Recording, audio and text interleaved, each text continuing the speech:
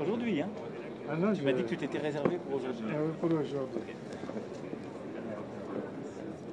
Alors, notre chef, tu vas bien? Oui, ça va.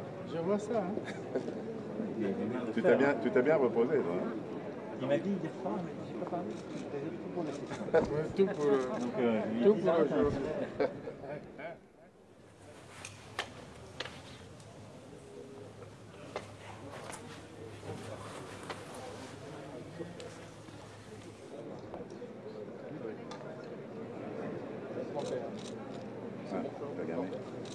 Kristalina, je te laisse commencer par courtoisie. Oui. Tu fais et je conclurai. Mais en anglais? Oui, en anglais. Okay, merci. It is a very important moment. We are gathered here to reverse what has developed as a very dangerous divergence between advanced economies and developing countries, especially Africa. We have to go back to the strong development Africa had before COVID, for Africa and for the rest of the world. And we have to put our resources strongly behind growth and social improvements in Africa. For us at the International Monetary Fund, what it means is extraordinary action. With the support of our members, we are putting forward a $650 billion new allocation of special drawing rights, lifting up reserves everywhere, lifting up reserves in Africa. Africa this year is expected to grow only 3.2%. The rest of the world, 6%. We have to boost growth, public and private investments in Africa. And we can do that by mobilizing financing from international organizations, from bilateral donors, and of course, from the countries themselves. We have the ambition to bring special drawing rights from countries like France that have strong positions to on lend to Africa. And I am confident this is going to materialize for the sake of Africa, but also for the sake of all of us, because growth and stability in Africa means prosperity and stability in Europe. Merci, Monsieur le Président. Merci, Madame la Directrice Générale, chère Kristalina. Président Tshisekedi. Bien, merci. Ceci est une opportunité, une grande opportunité pour l'Afrique. Nous remercions infiniment notre cher frère et ami Emmanuel Macron pour nous donner cette possibilité de venir voir dans quelle mesure on peut lever des fonds pour l'Afrique, sauver l'Afrique, qui a été frappée très durement par cette pandémie, qui a laissé nos économies exsangues, car nous avions dû consacrer tous les moyens que nous avions, les peu de moyens que nous avions, à combattre, à nous protéger contre la maladie.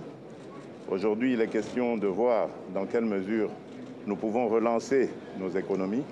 Et il y a cette proposition des droits de tirage spéciaux que nous apprécions énormément, mais qui risquerait malheureusement d'être insuffisante. Donc nous allons voir dans quelle mesure nous pouvons augmenter, obtenir l'augmentation de ces droits de tirage spéciaux pour l'Afrique. Hier, au dîner nous offert par Emmanuel Macron, nous avons visé le cap des 100 milliards. Ce sera déjà ça, ce ne sera pas encore l'objectif poursuivi, mais c'est déjà ça.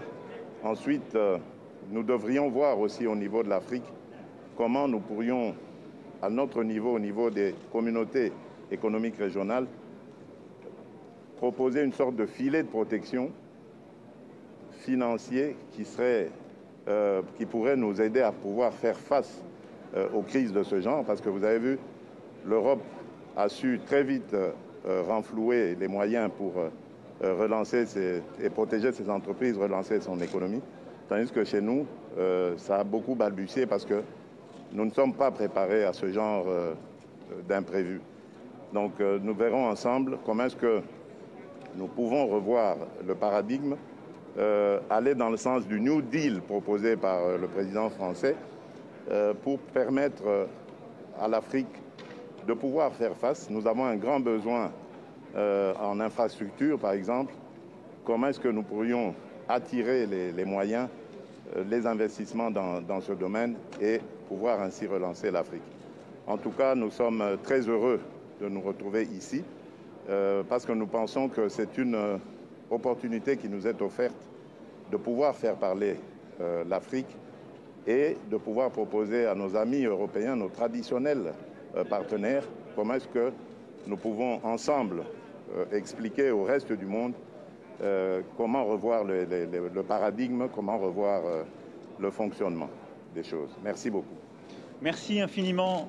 Écoutez, ce sommet de Paris pour le financement des économies africaines, c'est à nos yeux le sommet de l'urgence et de l'ambition. De l'urgence parce qu'il y a une urgence sanitaire. L'Afrique est l'un des continents le moins vaccinés au monde. Une urgence économique et sociale. Madame la directrice générale vient de le rappeler, le président Tshisekedi aussi. Il y a aujourd'hui un ralentissement très fort de la croissance partout en Afrique après une année 2020 extrêmement difficile.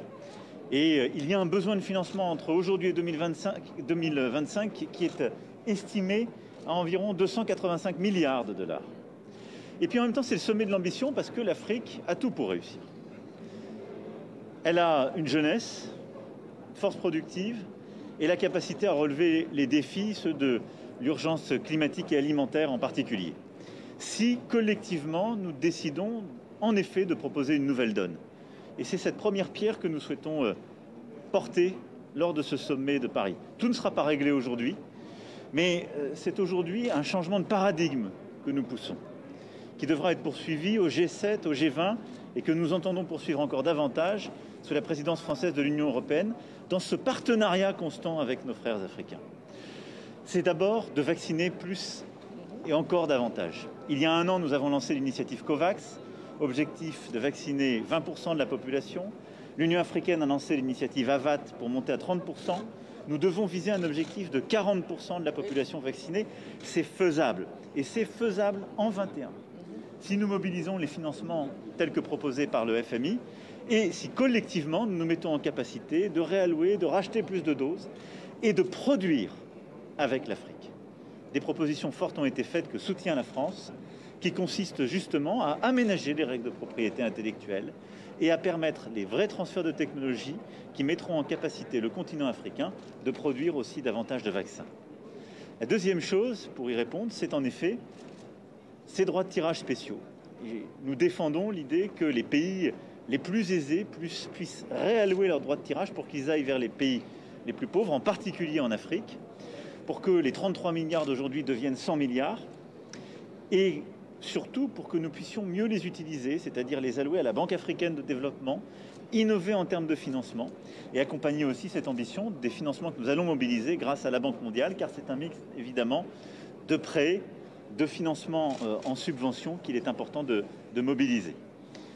Plus largement, nous avons vu qu'il faut rénover les règles de gouvernance économique et financière pour le continent africain. Aujourd'hui, il y a la pandémie, il y a d'autres pandémies qui touchent l'Afrique depuis trop d'années, cette crise économique et sociale et l'épicentre du terrorisme international qui est en train de se déployer en Afrique. C'est pourquoi il est impérieux de pouvoir actualiser nos règles financières en prenant en compte cette charge de sécurité qui pèse sur beaucoup d'États africains, mais aussi en ayant une doctrine africaine de la bonne gouvernance. Et le rôle de l'Union africaine est ô combien important en la matière, consistant à utiliser cet argent vers la priorité, la sécurité quand il faut lutter contre le terrorisme, l'éducation, la santé, le développement durable, le développement des opportunités économiques. Enfin, ceci se complète évidemment par la construction d'un cadre d'affaires stable pour pouvoir mobiliser l'investissement privé. Nous en parlerons tout à l'heure. Nous allons lancer une alliance inédite en la matière. Nous avons hier déjà commencé ce travail et c'est le fruit depuis plusieurs mois d'un effort important. Et l'idée est de mobiliser beaucoup plus les investisseurs et entrepreneurs du secteur privé, africains et non africains, pour pouvoir en quelque sorte fertiliser ces réformes et accompagner ces financements publics. Chacune de ces composantes fait partie d'une stratégie qui est cette nouvelle donne pour l'Afrique. Je crois que si nous arrivons dans les semaines et les mois qui viennent à nous mobiliser sur cette base, nous aurons les capacités non seulement de répondre à l'urgence que j'évoquais et d'éviter le pire, mais surtout de faire de cette situation une chance pour répondre à des problèmes que nous voyions depuis longtemps, mais que nous tardions à régler au fond et avec des outils adaptés. Donc voilà ce dont nous allons encore travailler cet après-midi avant de vous rendre compte tout à l'heure. Merci beaucoup. Merci. On y va.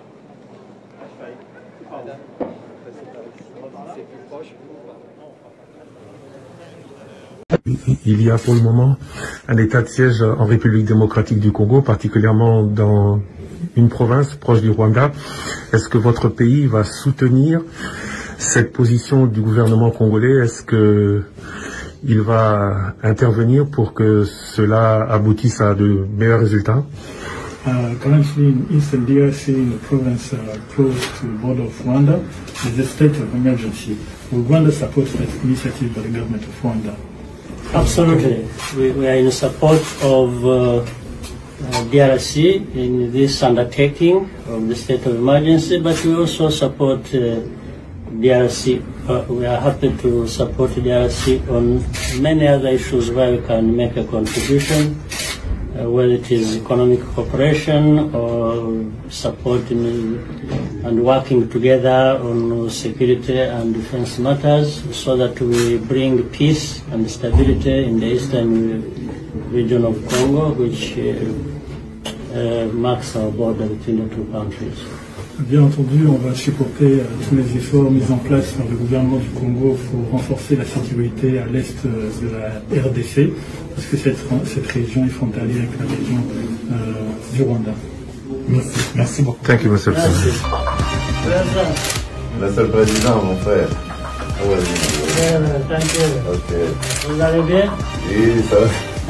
Il y a pour le moment un état de siège en République démocratique du Congo, particulièrement dans une province proche du Rwanda.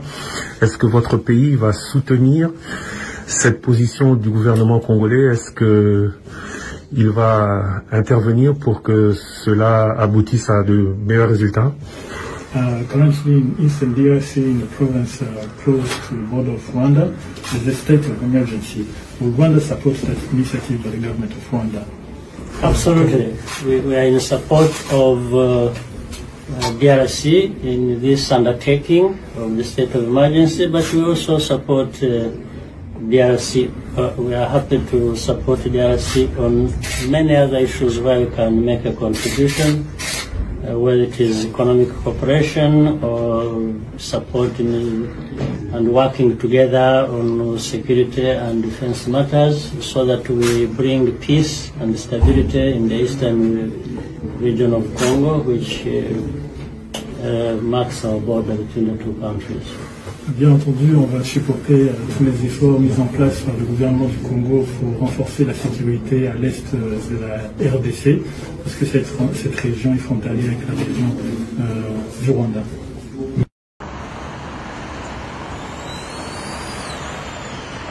Le sommet de Paris sur le financement des économies africaines qui s'ouvre ce 18 mai est l'occasion pour les dirigeants africains de réfléchir sur les moyens de relancer leurs économies entrées en récession du fait de la pandémie de Covid-19. Initiateur de cette rencontre de haut niveau, le président Emmanuel Macron et son épouse Brigitte Macron étaient ce lundi soir au perron du palais de l'Élysée pour accueillir au total 23 chefs d'État, des chefs de gouvernement et des hauts représentants européens, ainsi que des organisations internationales. Ce fut un moment de retrouvailles pour le président français et certains de ses homologues après plus d'une année de restrictions des rencontres en présentiel à cause de la pandémie de Covid-19. Le président de la République démocratique du Congo et son épouse ont été chaleureusement salués par les couples présidentiels de France.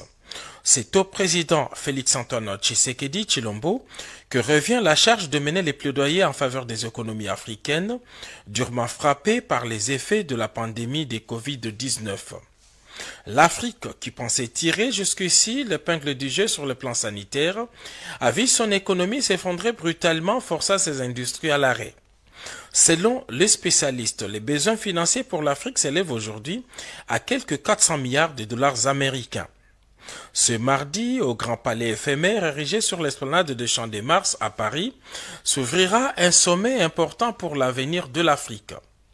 Préoccupés par la récession de leurs économies dépendantes des échanges extérieurs, les chefs d'État africains espèrent obtenir un nouveau coup de souffle à travers un New Deal. L'objectif étant de renflouer les économies asphyxiées par le manque de financement.